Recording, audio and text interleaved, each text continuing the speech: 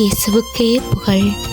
இயேசுவில் பிரியமானவர்களே, இன்று நம் ஆண்டவர் எசாயா 40 அதிகாரம் 29 இவ்வாறு நம்மோடு பேசுகின்றார்.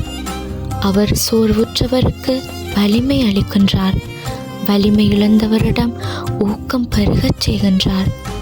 ஆம் பிரியமானவர்களே, இன்று இந்த வார்த்தையை கேட்டுக்கொண்டிருக்கிற உங்களில் யாராவது மனசு கஷ்டமா, சோர்வுற்று, ஏன் எனக்கு இந்த காரியம் நடக்குதே இல்லையே, நான் நினைத்த இதுவும் கைகூடி வருவதே இல்லையே, ஆசைப்பட்ட காரியங்கள் இதுவும் வாய்க்கதில்லையே என்று கவலைப்பட்டு கொண்டிருக்கின்றீர்களா?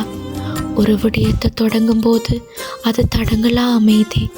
எதிர்பார்த்தவர்கள் எங்களை ஏமாற்றுகிறார்களே, நம்பி இருந்தவங்க எல்லாரும் எங்களை கைவிட்டுட்டாங்களே என்று மனம் சோர்ந்து கவலைப்பட்டு கொண்டு இருக்கின்றீர்களா?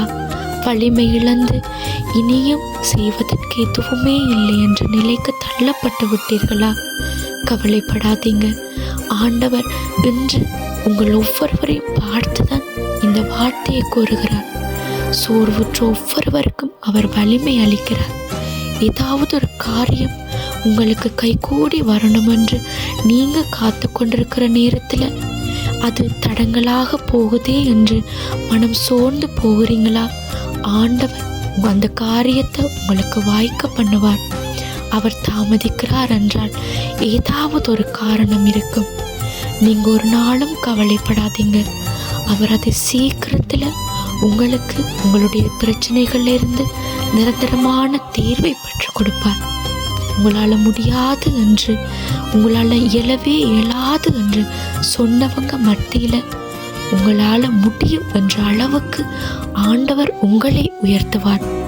நீங்கள் வலிமை இழந்து செயலற்று இருக்கிற நேரத்திலையும் ஆண்டவர் உங்களுக்கு ஊக்கம் கொடுப்பார்.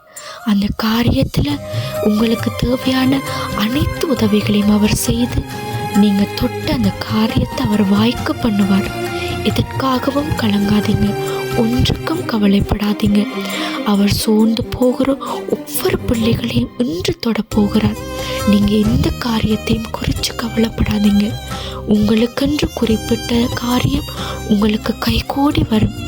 உங்களோட தகப்பன் அவர் ஒரு நாளும் உங்களை கைவிட மாட்டார். நீங்கள் முடிந்தவரை ஆண்டவருடைய பாதத்திலேருந்து ஜெபம் செய்யுங்க.